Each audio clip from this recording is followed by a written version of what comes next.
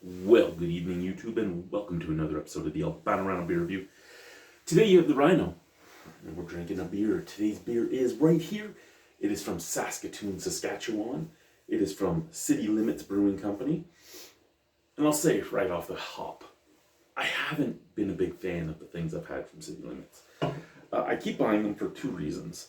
One, well, I guess three. Never had them before. They're in the smaller cans, so they're actually kind of cheap. So your 12 pack is, and it's sad when I say kind of cheap, and then I say a 12 pack is like $13 because it's $3.25 a can. Not all that cheap from when I used to drink, but in comparison to a lot of things out there, yeah.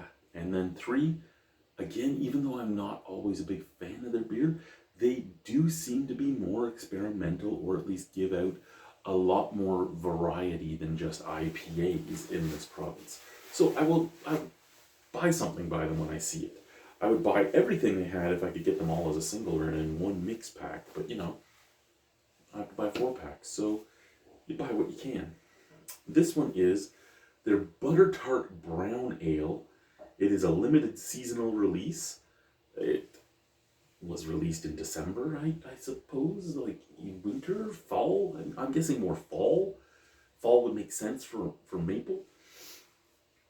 But it is in collaboration with the Night Oven Bakery, and this is their Butter Tart Brown at 5% alcohol by volume. Sorry, 5.5% alcohol by volume, and we have hops, barley, hops, yeast, water, vanilla, pecans, lactose. What's that one?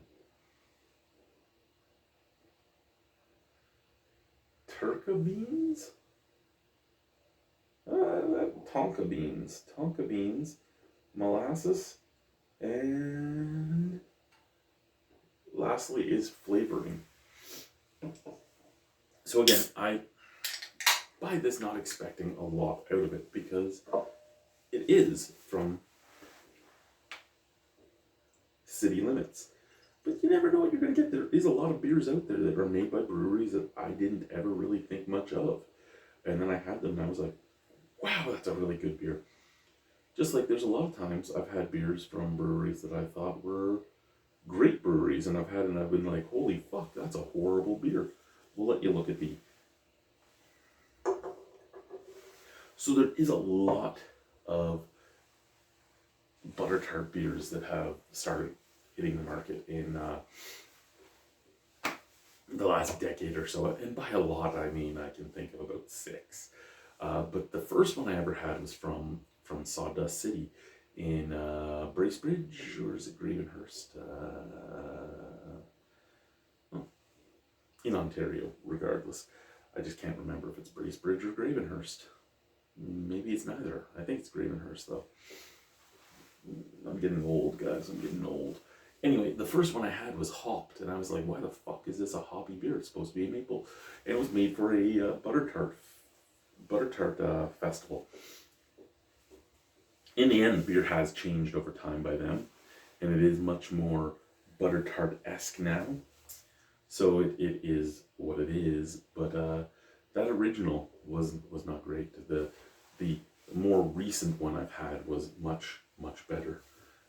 This guy is looking very good. It's kind of like a murky brown. Now it says flavoring, right? And that, because you almost get some, well, there's some vanilla, but there's almost like a touch of allspice and a touch of cinnamon in there. But yeah, the molasses, the vanilla. It does kind of smell like a butter tart.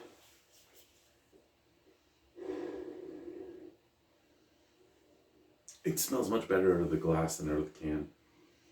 The can just has like that little bit of cinnamon note and a little bit of vanilla, where this is popping. Cheers. Let's try it.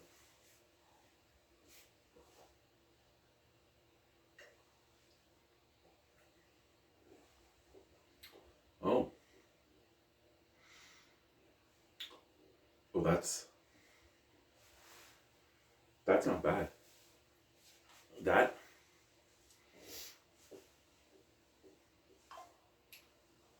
kind of tastes like a butter tart. Sorry, that is the sound for my door camera. Why is my door camera going off? It's 2 in the morning.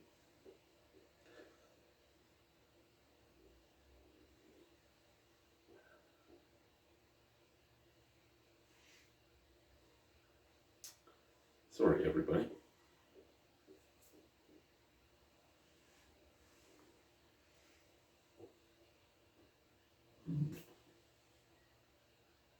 Obviously, they didn't come up the steps because you would have heard like 300 pounds and dog go off, but you gotta check, right? You have kids to deal with in the house.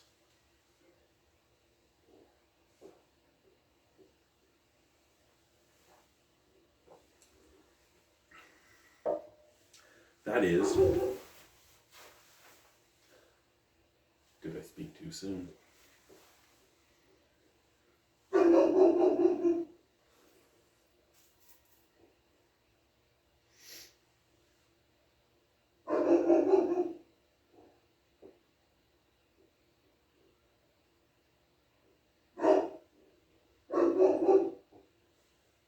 It's good beer. Out of 10. I'm gonna go find out what's going on.